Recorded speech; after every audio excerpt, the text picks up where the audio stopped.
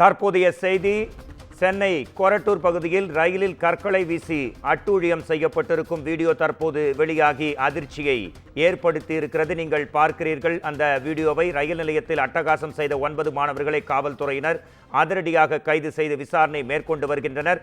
கல்லூரி மாணவர்கள் அங்கு ரயிலை மறித்து கற்கள் மற்றும் தாக்குதல்களில் ஈடுபடும் அண்மை காட்சிகள் இவை. சென்னை கொரட்டூர் ரயில் நிலையத்தில் பச்சையப்பன் கல்லூரி மாணவர்கள் மாநில கல்லூரி மாணவர்களுக்கு இடையே பெரும் தகராறு ஏற்பட்டது. இது குறித்து அந்த 2 கல்லூரி மாணவர்களும் அடிதடியில் ஈடுபட்டு ரயில் மீது கற்களை வீசி தாக்குதல் நடத்தியதால் பெரும் பரபரப்பு ஏற்பட்டிருக்கிறது.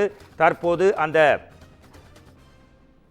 காணொலியில் மாணவர்கள் தாக்கிக் கொண்டும் மற்றும் ரயிலையும் தாக்கிக் கொண்டிருக்கும் காட்சிகளை நீங்கள் பார்க்கிறீர்கள். அதிர்ச்சி செய்தி இது குறித்து நமது குமுதம் செய்தியாளர் சுப்பிரமணியன் தரும் உடனடி தகவல்களை கேட்கலாம். பச்சையப்பன் கல்லூரி மாநில கல்லூரி எப்போதுமே பிரச்சனை தான். தற்போது கொரட்டூர் ரயில் நிலையத்தில் இந்த 2 கல்லூரி மாணவர்களும் ஒருவரை ஒருவர் கற்களால் தாக்கிக் கொண்டது மட்டுமல்லாமல் ரயிலையும் தாக்கியிருக்கும் வீடியோ வந்திருக்கிறது.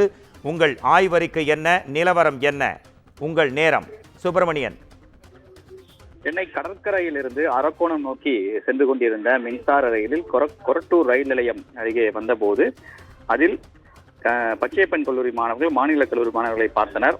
அப்போது இருவருக்கும் இடையே மோதல் ஏற்பட்டது.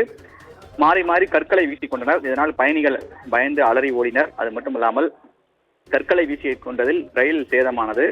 மேலும் இது தொடர்பாக ரயில்வே போலீசாருக்கு தகவல் கிடைத்தது. போலீசார் சம்பவத்தில் வந்து விசாரணை மேற்கொண்டார்கள்.